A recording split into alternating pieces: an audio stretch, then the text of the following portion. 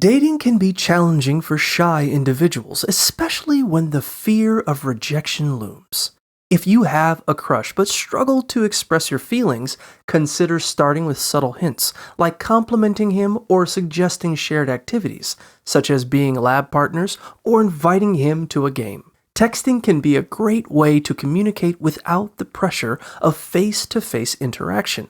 Simple messages like, "I think you're cute," can open the door to deeper conversations. Alternatively, writing a note may alleviate the anxiety of speaking directly, allowing you to thoughtfully express your feelings. Pay attention to body language.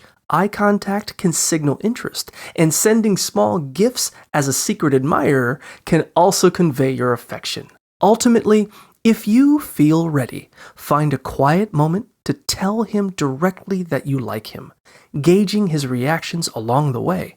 Building confidence and taking small steps can make the process feel less daunting and more rewarding.